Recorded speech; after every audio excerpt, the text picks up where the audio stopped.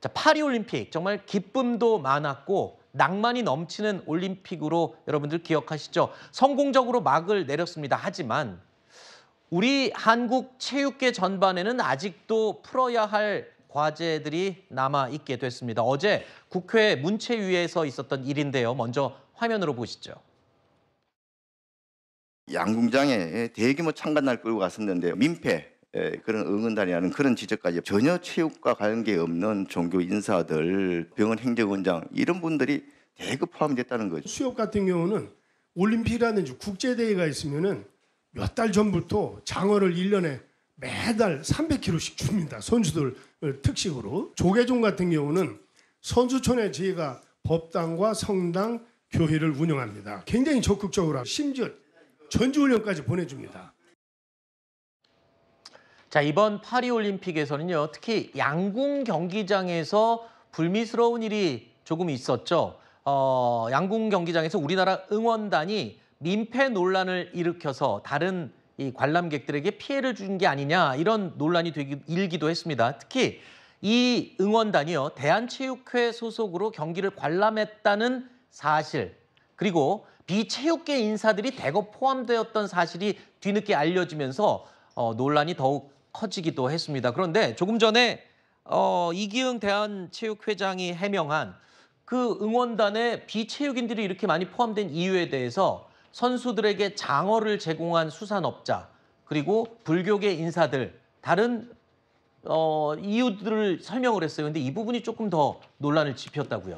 사실 납득이 잘 되지 않죠. 왜냐하면 보면 뭐 저런 그 수협이나 병원장, 조계종뿐만 아니라 이제 수산물 협동조합장 아니면 민간 병원 행정원장, 뭐 세계 한인연합회 총연합회 이사 등 이런 분들이 이제 대거 들어가 있다 보니까 이 올림픽 참관단에 너무 많은 이 비체육계 인사가 들어가는 것 아니냐. 그리고 또 한편으로 문제가 됐던 게 이기흥 대한체육회장이 이제 내년에 이 체육회장 연임을 좀 노리고 있다라는 얘기가 있습니다. 그러다 보니까 어떤 이제 본인의 영향력이 닿는 선에서 좀 챙겨주기 식으로 이렇게 참관단을 꾸린 것 아니냐. 본인의 어떤 연임을 염두에 두고 사실상 연관이 없는 인사들을 이렇게 참관단으로 보내준 것 아니냐. 이런 부분에서 문제가 좀 됐던 것도 있고요. 그리고 앵커께서 잠깐 언급을 해주셨는데 그 양궁 경기장에서 이 우리 참관단의 좀 무매너 관람이 굉장히 좀 화제가 되기도 했었다고 합니다. 큰 소리를 지르고 했어서 외국 관람객들이 좀 제재를 했었죠. 네, 맞습니다. 당시 현장에 있었던 분들 얘기를 들어보니까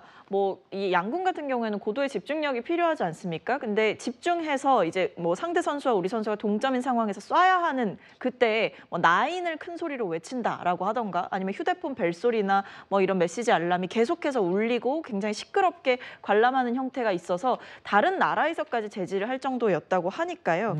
결국에 이런 어떤 뭐 챙겨주기식 뭐 선심성 뭐가 됐든지 간에 과연 이게 적합한 일이냐, 적절한 관행이냐, 이거는 누가 봐도 좀 뿌리 뽑아야 되는 관행이 아니냐, 이런 비판이 나오고 있는 거죠. 물론 이 선수단을 위해서 많은 분들이 지원을 하고 또 응원을 하는 거는 감사한 일이죠. 하지만 그걸 이유로 굳이 가지 않아도 될 분들이 대거 참여가 됐다면 이건 좀 문제가 되지 않느냐, 이런 지적이 나온 겁니다. 그런데 이에 대해서 관행이다, 원래 그렇게 해왔다라는 식의 해명이 또 논란을 낳고 있는 상황입니다.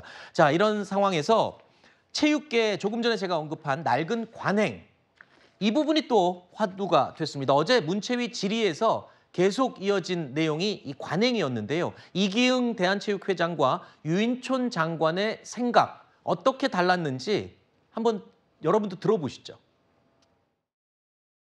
낡은 관행이라면 꼽을 수 있는 게 구체적으로 뭘 얘기할 수 있겠습니까? 그럼 좀 더 깊이 생각을 해봐야 되겠습니다. 지금 당장 생각은 지금 없습니다. 구태는 벗어나야 되겠죠. 낡은 관행, 오래된 습관, 체육이 정치 조직화돼 있다. 저는 그렇게 생각하고 있습니다. 어떻게 해서 체육회가 이렇게 괴물이 됐는지 전 잘 모르겠습니다. 자, 지금 보면은 이기흥 회장의 좀 보수적인 태도에 대해서 여야에서 모두 좀 따끔한 소리를 쏟아냈군요. 그렇죠. 그러니까 어떤 이제 지금 상황에서는 사실 이제 어떻게 바뀌겠다, 정말 분골쇄신해서 정말 다 바꿔버리겠다라는 이야기를 해도 모자란 판국에 뭐 당장 뭐 생각이 나는 것이 없다라는 식으로 일관을 하거나 뭐 네. 구태는 벗어나야 된다라는 정도의 굉장히 소극적인 답변을 했기 때문에 문제가 되는 것도 네. 있고요. 이게 최근에 어쨌든 안세영 선수의 폭로로부터 시작이 돼서 이 체육회에 있는 굉장히 낡은 관행들, 선수들에 대한 좀 불합리한 대우들, 관행이라는 이름을 갖고 이어져 왔던 구태와 악습들, 이런 부분들에 대해서 좀 의지를 갖고 뿌리 뽑아야 되는 주체들이 제대로 움직이지 않는다. 이 부분에서 문체위에서 여야가 합심해서 질타를 했다 그래요. 그렇죠. 제가 눈여겨봤던 부분은 이게 보니까 파리올림픽 국가대표 선수들 대상으로 뭐 해병대 병영 체험을 시켰거나 이런 부분에 대해서는 여야 공이 지적을 하는 등 좀 합심해서 이 부분을 비판하기도 했습니다. 네. 자, 그리고요. 유인천 문화체육관광부 장관, 이 최근 감독 선임 논란이 일었었던 축구협회 정몽규 회장에 대해서도 언급했습니다. 앞으로 4선 연임 가능성 없다라고 못을 박았습니다.